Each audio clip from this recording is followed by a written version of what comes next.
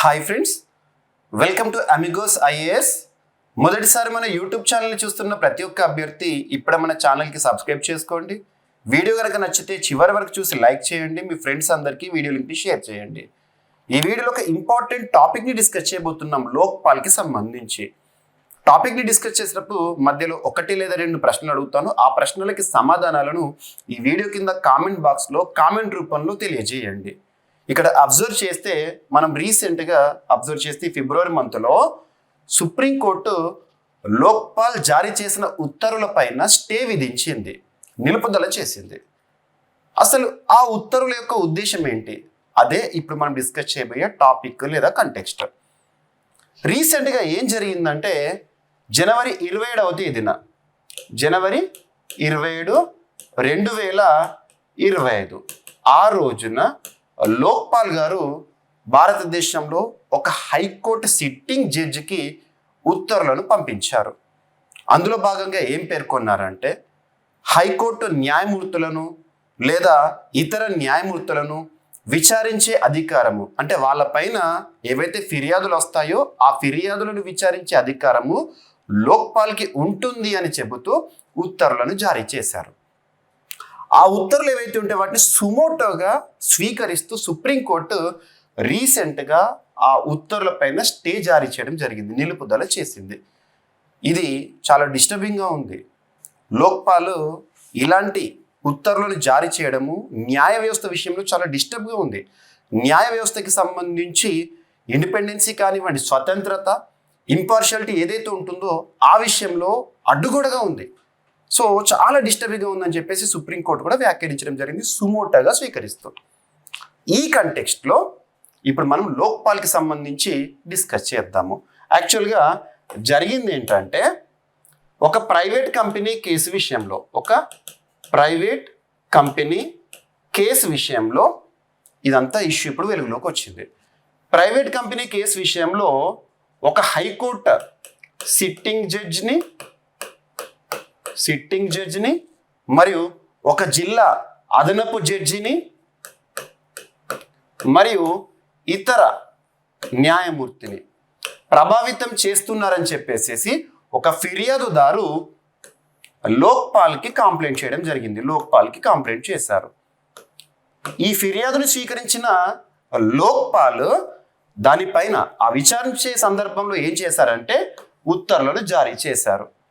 ఆ ఉత్తర్వుల్లో పేర్కొన్న సారాంశం ఏంటంటే భారతదేశంలో న్యాయమూర్తుల పైన లేదా న్యాయ వ్యవస్థకి సంబంధించి కానివ్వండి, అవినీతికి సంబంధించే కానివ్వండి, ఏవైనా ఫిర్యాదులు మా దృష్టికి వస్తే వాటిని విచారించే అధికారం, ఏ న్యాయమూర్తినైనా విచారించే అధికారం, ఇక్కడ హైకోర్టు జడ్జిల విషయాన్ని చెప్పారు, విచారించే అధికారము లోక్పాల్కి ఉంటుంది అని చెప్పేసి జనవరి 27, 2025 రోజున వార్తల్లోకి వచ్చింది. ఇది ఇక్కడ అబ్జర్వ్ చేస్తే మరి ఈ అంశాన్ని సుప్రీంకోర్టు సుమోటోగా స్వీకరించింది. సుమోటో అంటే ఎవరు కేసు వేయాల్సిన అవసరం లేదు, సుప్రీంకోర్టు దృష్టికి ఎవరు కూడా తీసుకుపోవాల్సిన అవసరం లేదు. సుప్రీంకోర్టు తనకు తానుగా స్వీకరించేసేసి ఘాటుగా స్పందించింది. లోక్పాల్ తీసుకున్న ఈ నిర్ణయం అనేది న్యాయ వ్యవస్థ విషయంలో చాలా డిస్టర్బ్గా ఉంది. న్యాయ వ్యవస్థకు స్వతంత్రత అనేది ఉంటుంది, ఆ స్వతంత్రకు అడ్డుగా ఉంది ఇప్పుడు ఇటువంటి నిర్ణయాలు అనేవి అని చెప్పుతూ ఆ ఉత్తర్వుల పైన స్టే విధించడం జరిగింది. తదుపరి విచారణను మార్చికి వాయిదా కూడా వేశారు. సో ఇది కంటెక్స్ట్. మరి ఈ సందర్భంలో అసలు లోక్పాల్ సిస్టమ్కి సంబంధించి హిస్టారికల్ బ్యాక్గ్రౌండ్ని చూద్దాము. మరియు లోక్పాల్ని నియమించే అధికారం ఏంటి, మరియు న్యాయ వ్యవస్థకి సంబంధించింది కదా, ఇప్పుడు న్యాయ వ్యవస్థ లోక్పాల్కి సంబంధించింది కదా, వీటికి సంబంధించి care Veeraswamy versus Union of India 1991 case ఏం చెప్తుంది ఒక్కొక్కటిగా ఇక్కడ వివరంగా పాయింట్ బై పాయింట్ చూద్దాము. పోటీ పరీక్షల్లో కూడా లోక్పాల్ పైన చాలా క్వశ్చన్స్ అడుగుతారు. ఇక్కడ అబ్జర్వ్ చేస్తే సో ప్రస్తుతం భారతదేశంలో లోక్పాల్ చైర్మన్గా లేదా లోక్పాల్గా ఎవరు విధులు నిర్వర్తిస్తున్నారు? ఏం కాన్విల్కర్, అజయ్ మాణిక్రావు కాన్విల్కర్ గారు ప్రస్తుతం లోక్పాల్, గుర్తుపెట్టుకోండి. ఇక్కడ అబ్జర్వ్ చేస్తే లోక్పాల్ సిస్టమ్కి సంబంధించి కొంత హిస్టారికల్ బ్యాక్గ్రౌండ్. ప్రస్తుతం ప్రపంచ దేశాలన్నీ కూడా అభివృద్ధి వైపు పయనిస్తున్నాయి. అభివృద్ధి చర్యల్లో భాగంగా చాలా నిర్ణయాలు తీసుకుంటున్నాయి. అలాంటి సందర్భంలో ఈ ప్రయాణంలో అవినీతి అనేది మనకు తారసపడుతూ ఉంది, కరప్షన్ పెరుగుతుంది వ్యవస్థలో. అది ఏ సిస్టమ్ తీసుకున్నా. మరి అటువంటి కరప్షన్ని అడ్డుకోవాలి, కరప్షన్ మొత్తాన్ని కూడా తుదముట్టించాలంటే ఒక ప్రత్యేక వ్యవస్థ కావాలి. అలాంటిది ఫస్ట్ స్కాండినేవియన్ కంట్రీస్లో ఒక భావన వచ్చింది. అందులో భాగంగా ప్రపంచంలోనే మొదటిసారి 1809 సంవత్సరంలో స్వీడన్, గుర్తుపెట్టుకోండి, స్వీడన్ దేశం, ఆ దేశంలో అవినీతికి అడ్డుకట్ట వేయడానికి అంబడ్స్మన్ని తీసుకురావడం జరిగింది. అంబడ్స్మన్ అంటే మనం సింపుల్గా మన భారతదేశంలో లోక్పాల్గా చెప్పుకోవచ్చు. అంబడ్స్మన్ అంటే అవినీతికి అడ్డుకట్ట వేసేవారు. సింపుల్గా ఒక అంబడ్స్మన్ సిస్టమ్ని తీసుకొచ్చింది. ఇలా ప్రారంభమైంది. ఇక భారతదేశం విషయానికి వస్తే పార్లమెంట్లో అవినీతికి సంబంధించి ఒక నిరోధక వ్యవస్థ, అంబడ్స్మన్ లాంటి సిస్టమ్ ఉండాలని 1960స్లోనే పార్లమెంట్లో చర్చ జరిగింది. కానీ 1966, ఇది ఇంపార్టెంట్, పార్లమెంట్తో సంబంధం లేదు ఇక్కడ. 1966 టైంలో ఏంటంటే ఫస్ట్ ఏఆర్సీ వారు ఉంటారు కదా, అడ్మినిస్ట్రేటివ్ రీఫార్మ్స్ కమిషన్ వారు భారతదేశంలో అవినీతికి అడ్డుకట్ట వేయాలంటే ఒక అంబడ్స్మన్ సిస్టమ్ కావాలి అని చెప్పేసి పేర్కొనడం జరిగింది. ఆ తరువాత 1968 ఇయర్లో మొదటిసారి లోక్పాల్ వంటి వ్యవస్థ లేదా అంబడ్స్మన్ లాంటి సిస్టమ్ ఒకటి ఉండాలని చెప్పేసి బిల్లు ప్రక్రియ ప్రారంభిద్దామని చెప్పేసి బిల్లు ప్రక్రియను ప్రారంభించారు. కానీ వెంటనే బిల్లు చట్టంగా మారలేదు, చట్ట రూపం దాల్చుకోలేదు. అలా వస్తూ 10కి పైగా ప్రయత్నాలు జరగగా చివరికి 2013 సంవత్సరంలో 2013 ఇయర్లో లోక్పాల్ చట్టం అనేది భారతదేశంలో రావడం జరిగింది, అవినీతికి అడ్డుకట్ట వేయడానికి. ఆ మధ్య చోటు చేసుకున్న పరిస్థితులు మీ అందరికీ తెలుసు. ఒక ఫేమస్ పర్సన్ అన్నా హజారే గారు అలుపెరుగని పోరాటం మనకి ఇప్పటికీ తెలుసు. లోక్పాల్ అనగానే అన్నా హజారే గారు, మహారాష్ట్రకి సంబంధించిన ఆ వ్యక్తి ముఖ చిత్రం మనకు కనబడుతూ ఉంటుంది. సో చాలా మంది వ్యక్తుల పోరాటం ఫలితము లోక్పాల్ అనేది చట్ట రూపంలోకి రావడం జరిగింది 2013లో. మరి అమల్లోకి ఎప్పుడు వచ్చింది అంటే 2014 సంవత్సరం జనవరి 16 నుండి లోక్పాల్ సిస్టమ్ అనేది అమల్లోకి రావడం జరిగింది. ఈ చట్టం ఏంటంటే లోక్పాల్ లోకాయుక్త యాక్ట్ 2013 అమల్లోకి వచ్చింది 2014 జనవరి 16. అందుకే కూడా చూడండి ఇక్కడ అబ్జర్వ్ చేస్తే 2025 సంవత్సరం జనవరి 16వ తేదీని లోక్పాల్ డేగా మనం సెలబ్రేట్ చేసుకోవడం జరిగింది. ఇప్పుడు అభ్యర్థులకు ఒక ప్రశ్న, మొట్టమొదటి లోక్పాల్ డేని ఏ సంవత్సరం నుండి జరుపుకుంటున్నాము? అది ఇంపార్టెంట్. జనవరి 16 ఏ సంవత్సరం నుండి జరుపుకుంటున్నాం? దీనికి సమాధానాన్ని కామెంట్ బాక్స్లో రాయండి. ఓకేనా, క్లియర్. ఇక్కడ ఇంకొకటి ఏంటంటే ఈ చట్టం రాకముందే రాష్ట్రాల వారీగా చూస్తే 1971 ఇయర్లో మహారాష్ట్రలో అవినీతికి అడ్డుకట్ట వేసే లోకాయుక్త సిస్టమ్ని తీసుకురావడం జరిగింది, గుర్తుపెట్టుకోండి. సో ఇలా కొన్ని ఇంపార్టెంట్ ఇయర్స్ని గుర్తుపెట్టుకోండి. ఇక్కడ అబ్జర్వ్ చేస్తే so K Veeraswamy versus Union of India case 1991 అనేది మనం తర్వాత చూద్దాము. లోక్పాల్ పరిధి ఏంటో చెప్పేటప్పుడు మీకు చెప్తాను. ఎస్, ఇక్కడ అబ్జర్వ్ చేస్తే మరి భారతదేశంలో ప్రస్తుతం లోక్పాల్గా ఎవరు విధులు నిర్వర్తిస్తున్నారన్నాను? అజయ్ మాణిక్రావు కానిట్కర్ గారు, గుర్తుపెట్టుకోండి. మరి 2019 సంవత్సరం 2014 జనవరి 16 నుండే లోక్పాల్ చట్టం అమల్లోకి వచ్చింది అన్నాను కదా. అమల్లోకి వచ్చాక వెంటనే లోక్పాల్గా ఎవరు కూడా నియమితులు అవ్వలేదు. దాదాపు 6 ఏళ్ల తర్వాత అనుకోవచ్చు. చట్టం అమల్లోకి వచ్చినాక 5-6 ఏళ్ల తర్వాత మొట్టమొదటి లోక్పాల్ నియామకం జరిగింది. మొట్టమొదటి లోక్పాల్ ఎవరు అంటే 2019లో ఎవరు నియమితులు అయ్యారంటే పినాకి చంద్రఘోష్ గారు.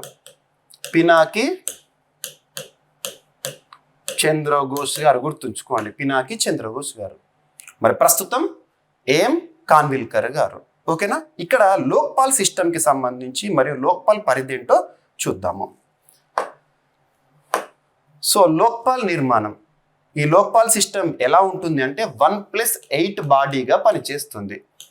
1+8. 1 ఎవరు? లోక్పాల్కి చైర్మన్, మరియు రిమైనింగ్ 8 ఎవరు? సభ్యులు. గుర్తుపెట్టుకోండి, 1+8 బాడీ. ఏదైనా మనం కంపోజిషన్ గుర్తుపెట్టుకోవాలంటే చీఫ్ ఏదైతే ఉంటుందో 1గా గుర్తుపెట్టుకోండి, ప్లస్ సభ్యులని సపరేట్గా గుర్తుపెట్టుకోండి. టోటల్గా గుర్తుపెట్టుకున్నాం అనుకోండి 9 మెంబర్స్ అని గుర్తుపెట్టుకున్నాం అనుకోండి, ఎగ్జామినేషన్లో ఈ 9లో చైర్పర్సన్తో కలిపా లేదా మినహాయించా అలాంటి కన్ఫ్యూజన్ వస్తుంది. కాబట్టి ఇలా గుర్తుపెట్టుకుంటేనే మీకు ఉత్తమం, పోటీ పరీక్షలో కన్ఫ్యూజన్ లేకుండా ఉంటుంది. ఓకేనా? 1+8 బాడీ లోక్పాల్ గుర్తుపెట్టుకోండి. మరి ఇక్కడ అబ్జర్వ్ చేస్తే ఇందులో లోక్పాల్కి సంబంధించిన అర్హత, సభ్యులకు కావాల్సిన అర్హత ఇవి కూడా ఉండాలి. ఇందులో 4 సభ్యులు ఎవరైతే ఉంటారో ఈ 8 మెంబర్స్లో 4 సభ్యులు ఖచ్చితంగా జ్యుడిషియరీ బ్యాక్గ్రౌండ్ నుండి రావాలి. న్యాయ వ్యవస్థకి సంబంధించి లేదా న్యాయశాస్త్రానికి సంబంధించి నిష్ణాతులైన వారు ఎవరు ఉంటారో వాళ్ళు 4 ఉంటారు. అండ్ ఇంకా 4 వచ్చేసేసి వివిధ రంగాలు, పరిపాలనా రంగానికి సంబంధించి కానీ లేదా అవినీతి నిర్మూలనకి సంబంధించి కానీ లేదా బ్యాంకింగ్కి సంబంధించి కానివ్వండి లేదా విజిలెన్స్కి సంబంధించి కానివ్వండి, ఈ రంగాల్లో నిష్ణాతులైన వ్యక్తులు ఎవరైతే ఉంటారో వాళ్ళు ఉంటారు. అండ్ మొత్తం 8 మంది సభ్యులు కదా, 8లో 4 సభ్యులు ఖచ్చితంగా ఎస్సీ, ఎస్టీ, ఓబీసీ, మైనారిటీ మరియు మహిళలు, వీళ్ళ నుండి ఖచ్చితంగా ఈ వర్గాల నుండి 4 ఉండాలి తప్పనిసరిగా. మిగతా 4 ఎవరైతే ఉంటారో దట్ ఈజ్ డిఫరెంట్. ఓకే, 4 అయితే ఖచ్చితంగా ఈ వర్గాలకు రిప్రజెంటేటివ్గా ఉండాలి. ఇది ఇంపార్టెంట్. ఓకేనా? లోక్పాల్ నిర్మాణం 1+8. ఇక నెక్స్ట్ వచ్చేసేసి లోక్పాల్ని నియమించే అధికారం ఎవరికి ఉంటుంది అంటే రాష్ట్రపతి నియమిస్తారు. లోక్పాల్ని రాష్ట్రపతి నియమిస్తారు. లోక్పాల్ చైర్మన్ని తనతో పాటు సభ్యులను ఎవరు నియమిస్తారంటే రాష్ట్రపతి. మరి రాష్ట్రపతి నియమించాలంటే ఎవరి సిఫార్సులను ఆధారంగా చేసుకుంటారంటే ఒక కమిటీ ఉంటుంది. ఆ కమిటీకి చైర్పర్సన్గా ఎవరు ఉంటారంటే ప్రైమ్ మినిస్టర్, ప్రధానమంత్రి. సభ్యులుగా ఎవరు ఉంటారు ఈ కమిటీలో? సభ్యులుగా ఎవరు ఉంటారంటే ఒకటి లోక్సభ స్పీకర్, సెకండ్ వచ్చేసి అపోజిషన్ లీడరు,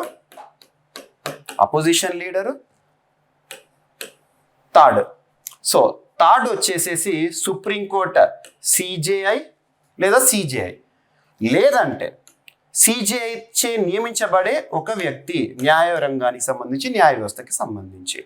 నెక్స్ట్ ఇంకొక పర్సన్ ఎవరు ఉంటారంటే చైర్మన్ మరియు ఇతర సభ్యులు సూచించే ఒక నిష్ణాతులైన వ్యక్తి ఉంటారు.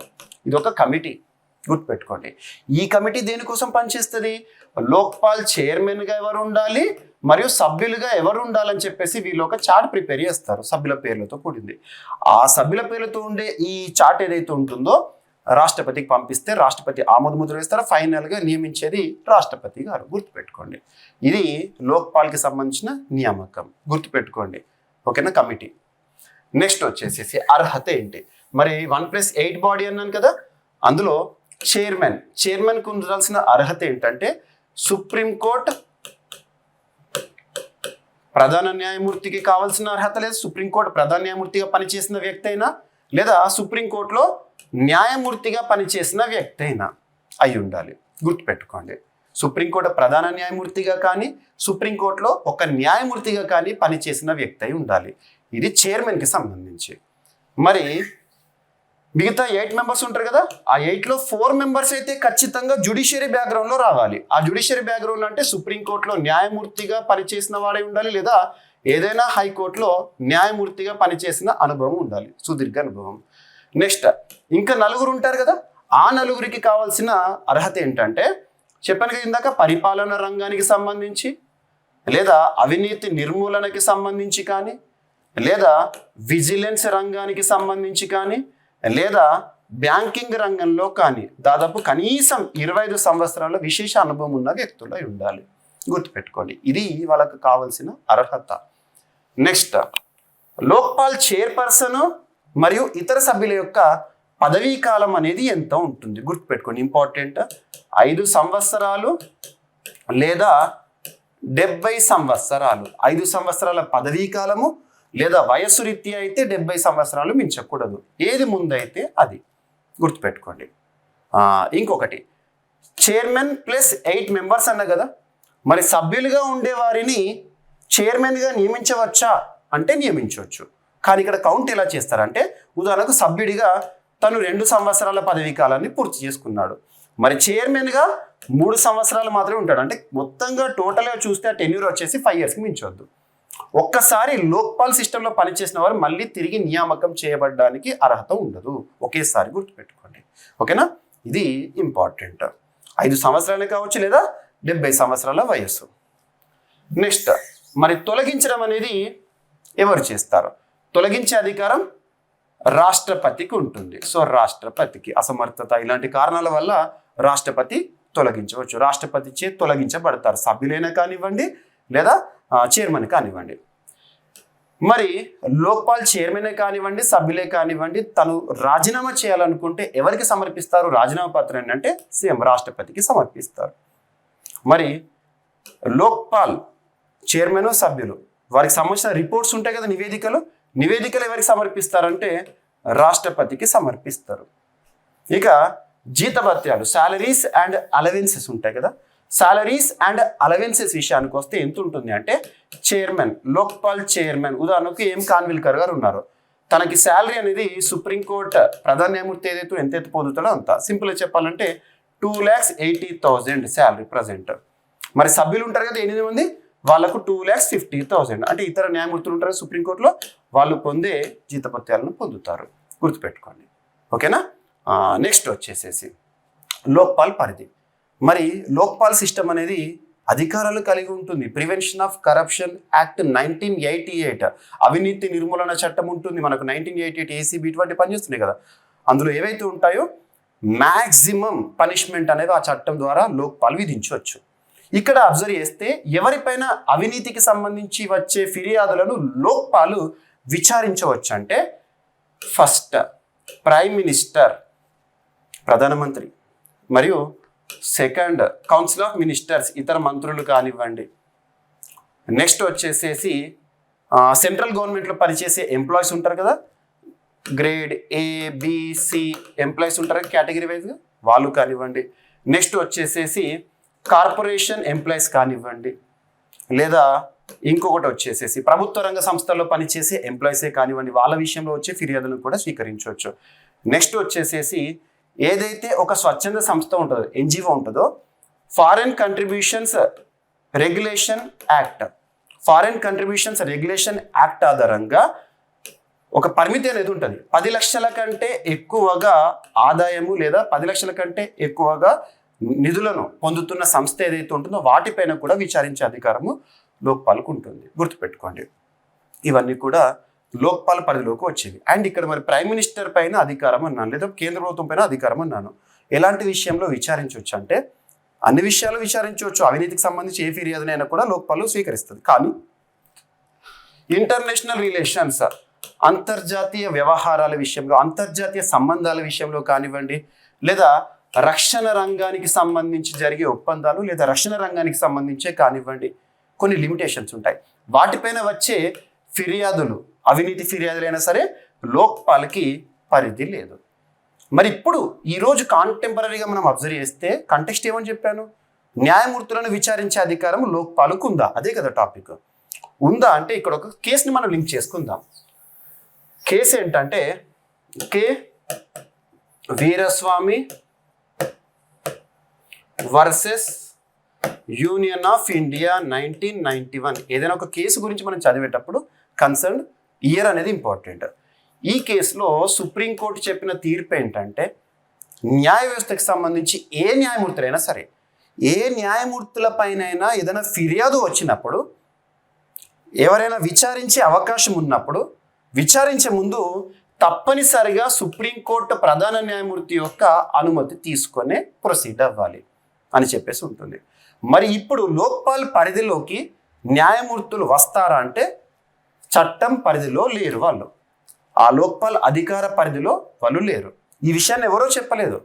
సోలిసిటర్ జనరల్ ఆఫ్ ఇండియా ప్రస్తుతం భారతదేశంలో ఎవరు పనిచేస్తున్నారు? తుషార్ మెహతా గారు పనిచేస్తున్నారు. తను ఈ సందర్భంగా మొన్న సుప్రీంకోర్టు ఈ లోక్పాల్ జారీ చేసిన ఉత్తర్వులపైన స్టే విధించింది కదా, ఆ సందర్భంలో జరిగిన ప్రక్రియలో తుషార్ మెహతా గారు చెప్పారు, కేంద్ర ప్రభుత్వం తరఫున చెప్పారు. ఏమని చెప్పారంటే సో లోక్పాల్కి న్యాయమూర్తులను విచారించే అధికారం లేదు, చట్టంలో అది లేదు అని చెప్పేసి తను కూడా చెప్పారు. ఈ విషయంపై నోటీసులను సుప్రీంకోర్టు అటు కేంద్ర ప్రభుత్వానికి జారీ చేసింది, లోక్పాల్ రిజిస్ట్రార్కి జారీ చేసింది. ఎవరైతే హైకోర్టు న్యాయమూర్తి పైన ఫిర్యాదు చేశారో లోక్పాల్కి తనకి కూడా నోటీసులను జారీ చేసింది. ఆ ఫిర్యాదుదారునికి ఇంకొక వార్నింగ్ కూడా ఇచ్చారు. ఆ న్యాయమూర్తి పేరుని కానీ ఎవరిపైన అయితే మీరు ఫిర్యాదు ఇచ్చారో ఆ న్యాయమూర్తి పేరు బయటికి రాకూడదు. మరి నేను ఇంతవరకు క్లాస్ చెప్పాను. మరి ఆ హైకోర్టు న్యాయమూర్తి పైన లోక్పాల్ ఇలా చెప్పారు, అధికార పరిధి ఉంటుందని చెప్పారని చెప్పాను కదా, మరి ఆ న్యాయమూర్తి పేరు చెప్పట్లేదు. ఎందుకంటే బహిర్గతం కాకూడదని చెప్పి సుప్రీంకోర్టే పేర్కొంది. ఆ ఫిర్యాదుదారునికి వార్నింగ్ కూడా ఇచ్చారు, గుర్తుపెట్టుకోండి. సో ఇలా అంటే సింపుల్గా చెప్పాలంటే న్యాయ వ్యవస్థకు సంబంధించి న్యాయమూర్తులు లోక్పాల్ పరిధిలోకి రారు ఇప్పటికైతే, గుర్తుపెట్టుకోండి. ఓకేనా? ఇది మనకు టాపిక్కి సంబంధించి. ఇక్కడ అభ్యర్థులకు ఇంకొక క్వశ్చన్. లోక్పాల్కి సంబంధించి లోగో ఉంది కదా, ఆ లోగోలో ఒక మోటో అనేది ఉంటుంది, నినాదము లోక్పాల్కి సంబంధించి. ఇక్కడ మీకు చూపిస్తున్నాను, అదేంటో కామెంట్ బాక్స్లో రాయండి.